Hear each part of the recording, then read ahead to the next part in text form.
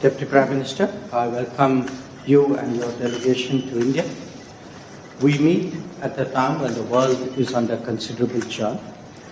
As two nations located in different regions, each with its own challenges and opportunities, it is obviously useful to exchange views and perspectives.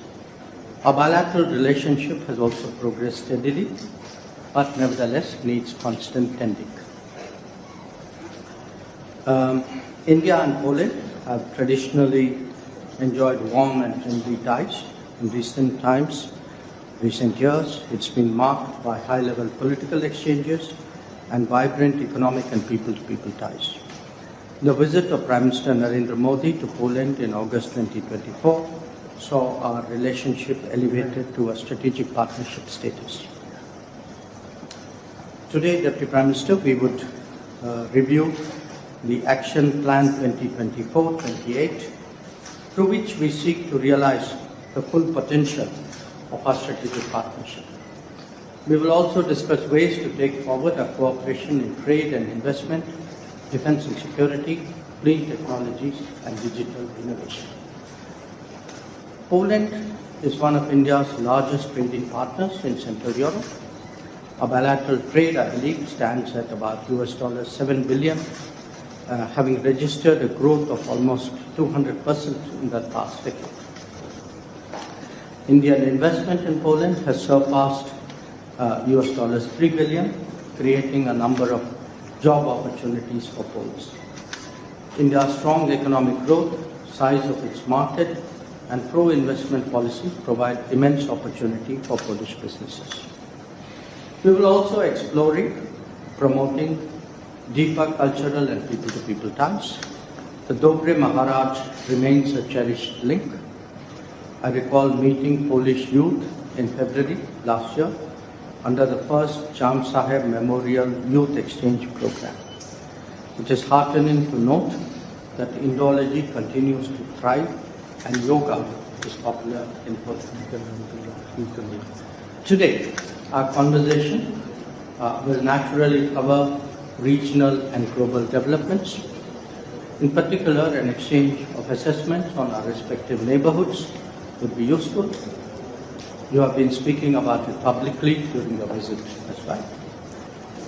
In recent past, both in New York last September and in Paris this January, I have candidly shared our views on the Ukraine conflict and its implications. While doing so, I have also repeatedly underlined that the selective targeting of India is both unfair and unjustified. I do so again today. Deputy Prime Minister, you are no stranger to our region and are more than familiar with the long-standing challenges of cross-border terrorism. I hope at this meeting to discuss some of your recent travels to the region. Poland should display zero tolerance for terrorism and not help fuel the terrorist infrastructure in our neighborhood. Once again, a warm welcome, and I request you for your opening remarks. Thank you very much for inviting me. As I've already mentioned, I was delighted to be attending for the first time the Jaipur Literary Festival, a great global cultural event.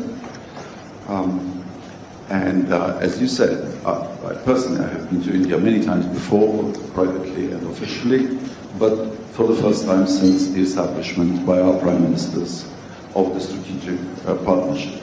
And as you said, we want to review the progress and the perspectives. We seem to be the dynamic countries in our regions, and therefore we should explore the opportunities that there are. We are also countries that were colonized in the 19th century, so we have particular sensitivities in that area. I completely agree with you on the need to counter transnational, trans-border terrorism. Poland, as you may have heard, has been a victim of both arsons and attempted state terrorism when a Polish railway line was blown up under a moving train just very recently. Fortunately, through the incompetence of the terrorists, there were no casualties. I also completely agree with you on the unfairness of selective targeting by tariffs, and we in Europe know something about that also, and we fear that this is progressing to a global trade turbulence. I was very glad to be able to discuss with you in Paris the state of affairs in the format of Weimar Triangle Plus, and we are hoping that India will continue to stay engaged in Europe. Well, we've noticed that you are establishing embassies everywhere in Europe, which means that you are serious about relations with the European Union. It will be the turn of our Prime Minister to come to India, and I hope that happens before too long. Again, thank you for inviting me, and I'm looking forward to our exchanges. Thank you very much. Of course, the selective targeting is not limited to tariffs. I think there have been other forms of selective targeting, but we will discuss. So once again, thank you, Press.